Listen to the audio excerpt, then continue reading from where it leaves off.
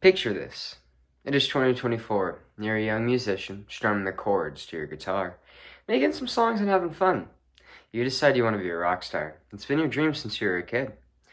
You download TikTok and you begin uploading videos of you strumming your songs, and after a little bit, you gain a sizable following. This is great for you. However, your songs are art. You put your heart and soul into your music, and you want the world to hear. And also, you just want to be a rock star. It's the dream, right? You work hard to get your songs to the top of the charts in any way that you can.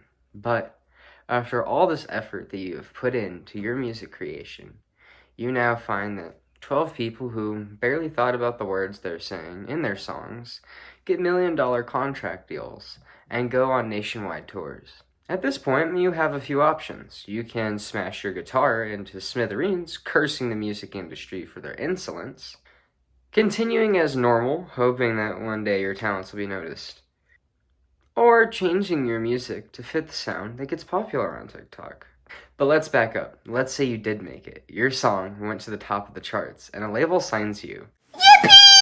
Well, now you have to keep making songs for TikTok, keep making snippets, engaging with the app in order to maintain your status of popularity. Why?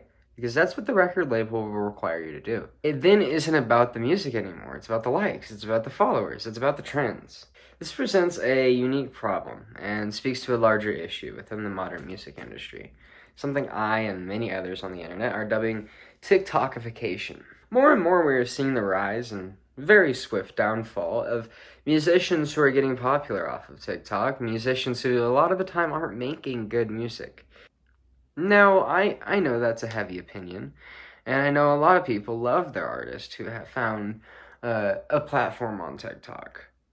But I will be speaking later on how this music is made to not really be intentionally that good. But that's something I'll get into later. What I and others are seeing is something that is a little scary.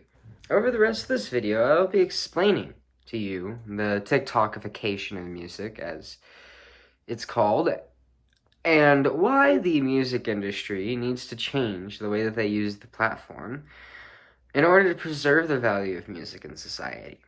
Now, before I get into it, I of course want to go over my own biases towards TikTok, as it will become clear I'm not a huge fan. I really am not. I used to make TikToks as a fun little thing when I had a semester in between high school and college. I gained a small following and had a few videos that got a little bit of traction. However, in an attempt to make it on the platform, to make money from TikTok, because that was my ultimate goal when I was making those videos, I started to conform to trends. I lost my creativity that I started the account with, which is kind of the reason I started making videos in the first place, was to have fun. Instead of making comedic videos that I enjoyed, I found myself doing trends that 1,000,001 people had already done, and that I really wasn't enjoying all that much. I soon quit, but it showed me something. TikTok is a platform centered around conformity and slop. Now, I'll get into what slop is later, but for now I'm going to put that to the side. But this isn't a video on why I personally don't like TikTok. So as a palate cleanser, before we get into the issue, I want to look at all the ways that TikTok is good for both musicians and the music industry. As TikTok is comparable to YouTube in how good it is at platforming musical artists. When YouTube became popular, artists like Justin Bieber, The Weeknd, Tyler the Creator all became huge only because they had access to upload their work to the internet in a cost-effective way. The music industry picked up on the popularity of these artists and began investing their money into artists who had potential, providing not only an avenue to be heard, but to be signed as well. TikTok is being operated in much the same way that YouTube was. Artists like Lil Nas X have found extreme popularity from TikTok. He currently has 5 songs with over 1 billion streams on Spotify alone, which is very surprising to me, because I'm not a fan of Lil Nas X, and I'm not a hater of Lil Nas X, but 5 songs with over 1 billion streams is insane. Doja Cat went from an almost meme-like presence, at least to me and the people that were around me when she was coming up originally, but she went from that to one of the best artists in her genre. TikTok can almost even be seen as a better platform than YouTube. The videos that users are watching aren't selected by that user.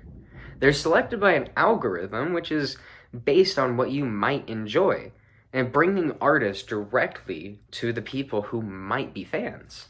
And as stated before when talking about YouTube, uploading work to the internet is cheap and doesn't require any additional money outside of what it costs to produce the music. And even if an artist doesn't gain a worldwide fame from their videos on TikTok, developing a small following can be just as meaningful. You know, not every artist is looking to be the next Kanye or Taylor Swift. That seems a little stressful. And uploading work to TikTok, getting a few dozen thousand followers, and sometimes just 1 million followers, constitutes success. For that, TikTok is an amazing platform, as the only people who would be engaging with artist content would be the people who like that kind of work already. Something I mentioned when talking about YouTube is record deals. TikTok offers the chance that you can get signed to a deal. Lots of artists who are not even all that big get signed to deals and are able to make albums and do shows. You should just get to the point where you say, oh, actually, all of these things are bad. Well, the thing is, I can't. In fact, that's the only reason that I don't hold the opinion that TikTok should be banned on the basis of music. A real future is provided to the artists currently making content on the app. My issue comes with what the future of the app holds. I used this word earlier, but didn't define it. TikTokification. It's a rather complicated process as there's many factors involved, and it helps to break those factors down. The first one, of course, being the way artists are paid for their music. Unlike other platforms where artists are paid per stream for their songs, on TikTok, people are only paid royalties for their music for however many videos use that song as background music. What this does in the process of TikTokification is it incentivizes artists to create songs which will be used over and over again through TikTok videos. Songs that have the kind of sound that works on TikTok. Another term that I used earlier in this video and didn't really well define was slop. Right now, there is a ton of YouTube videos explaining the phenomenon and economy behind slop. My favorites, of course, being from Pillar of Garbage and Alexander Avila. I recommend watching these if you wish to get further information on the topic. They're really good. Put simply, slop content is created for the mere act of being consumed and marketed. There's no depth, there's no soul. It's still consumable and enjoyable, it's just kind of nothing, you know? A large point in Pillar of Garbage's video was focused on how Netflix is trying to go for second screen ability, meaning that the point of the content they're producing is not to give a great story or revolutionize a movie genre, but instead just to be watched in the background while the viewer is doing something else like scrolling on TikTok. This second screen ability is what we call slop. Slop content is something that is prevalent in music. Another topic which is also discussed in countless YouTube videos. In order not to alienate you, dear viewer, I have chosen not to specifically name any of these slop creators in case you really love them. And that's not a bad thing, but if you go through Billboard's top 50 songs on TikTok every once in a while, you'll likely see what I mean. These artists are not creating music from art or passion, but instead from the idea that if they make this slop music, then they'll be able to get popular and rich. And why not? You know? I don't blame the artists for doing this, of course. Business is business. This is how the music industry is working, so they're working with it. Another factor in the process of TikTokification is the trends on TikTok. Music only becomes really popular on the platform when it's associated with a trend, a dance, or something in which people can use the music as background for their video.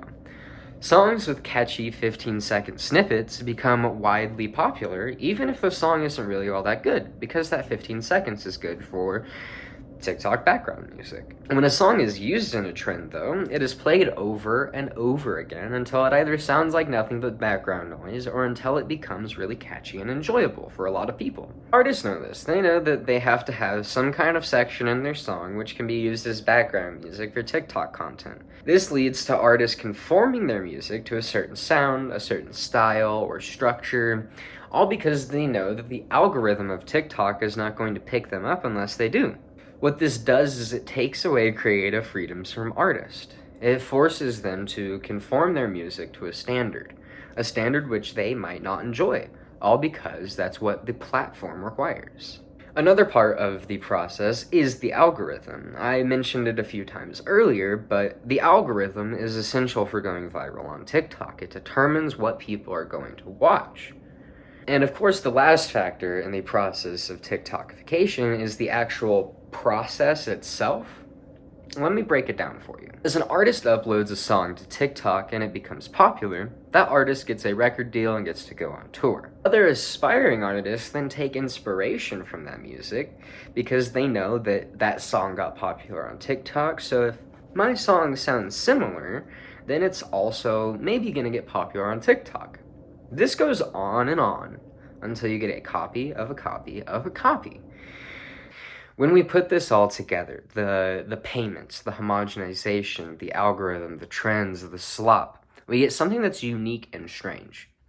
Artists are creating music out of love for their work, but they know that they must maneuver through the TikTok system to gain popularity, as the music industry is focusing its money on musicians who get popular off the platform. So they begin to create songs that could reasonably get popular on TikTok. This extracts control over their work from them to the TikTok algorithm. However, these artists are competing with people who are creating slop, something that is more easily digestible than creative and diverse sounds. So in the end, an artist either has to conform to the sound of TikTok, or they must also create slop music to prop themselves up in the industry. Through this process of TikTokification, artists are put down in their creativity and disincentivized from creating personal and diverse music.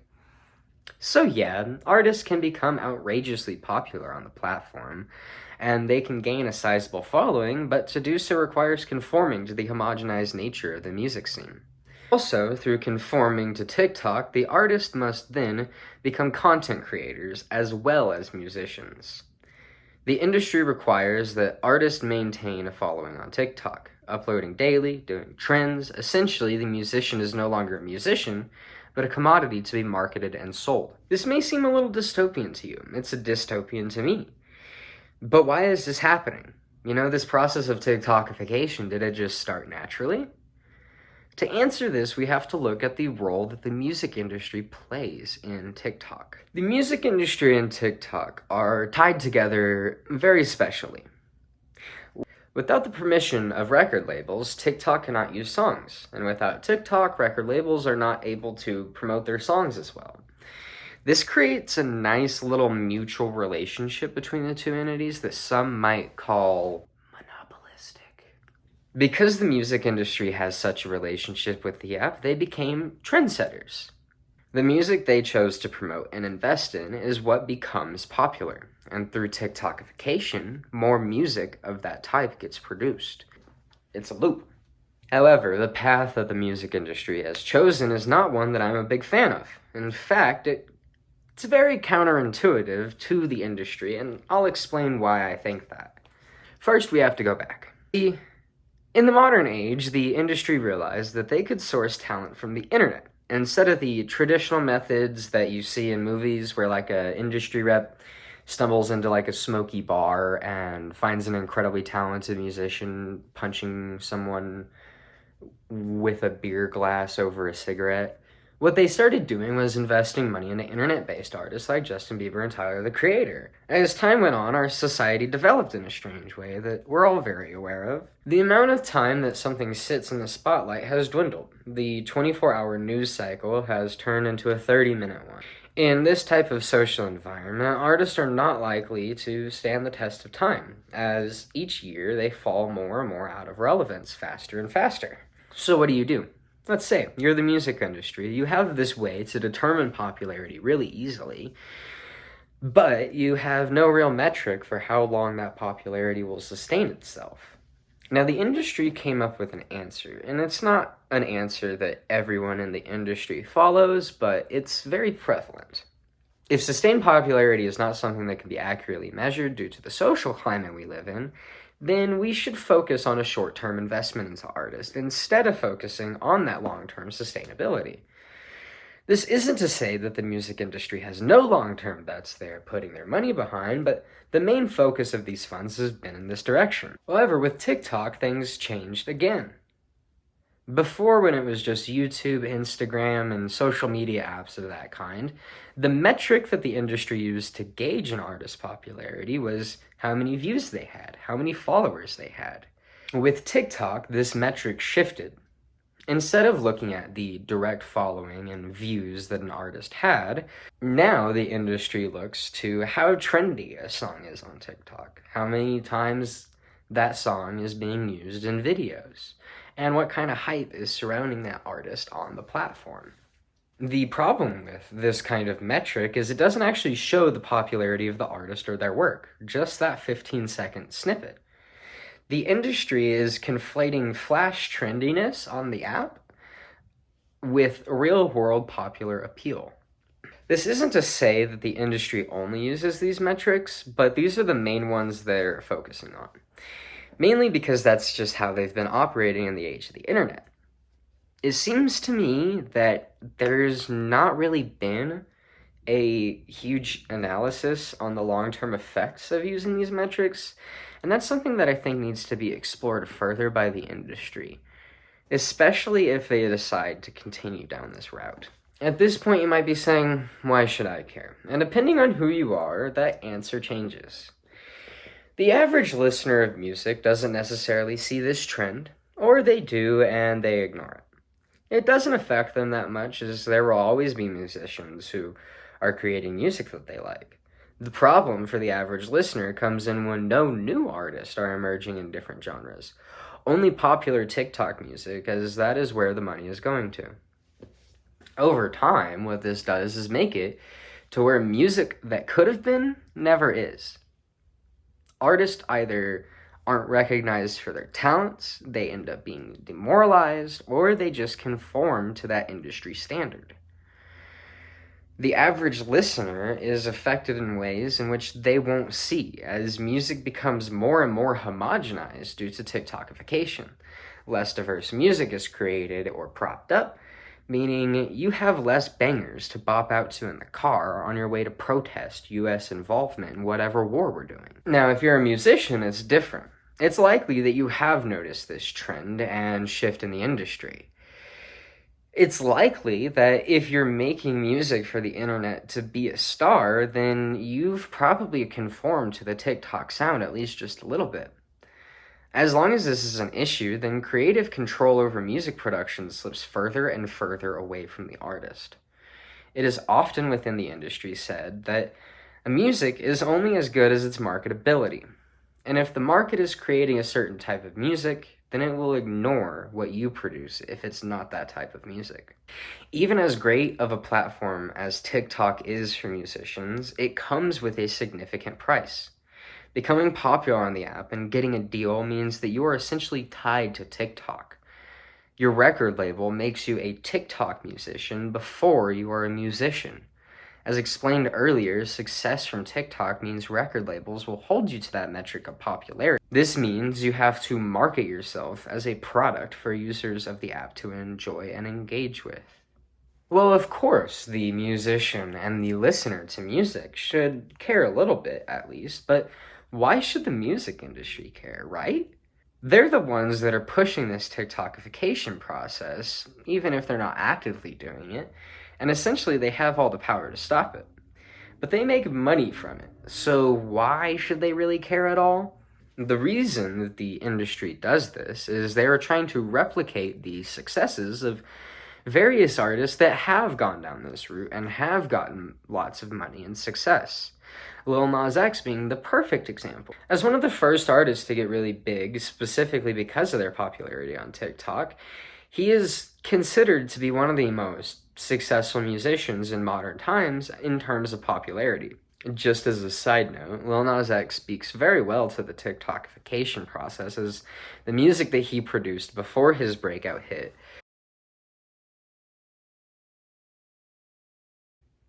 is widely different than the stuff that he is making now. This is besides the point, it was just a good example. Like I said, not every artist is Lil Nas X, and that is the reason that this is hurtful to the music industry.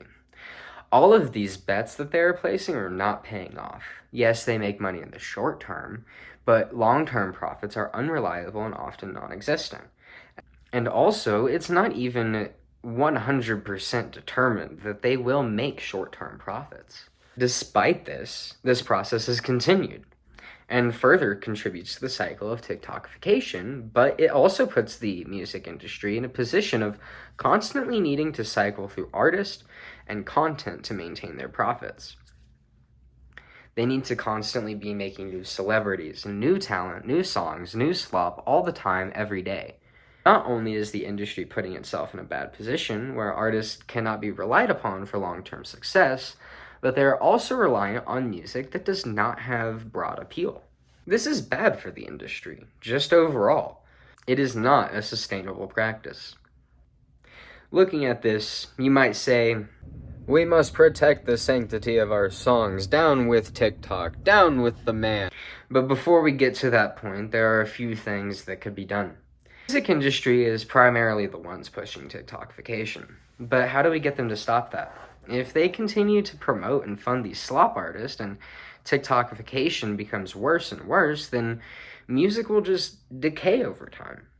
When I originally was thinking about this issue, my idea was to just ban the music industry from using TikTok at all. But that doesn't seem realistic. And it does cut out those artists that are making a following on TikTok through their own merit, outside of slop, outside of trends and algorithms. Instead, what the music industry should do is stop using TikTok as a metrics system to gauge popularity, because that's really where this problem comes from. By using the TikTok metrics discussed earlier, the industry is conflating popularity with an algorithmically produced engagement number. It does not translate to actual popularity and what people want to listen to.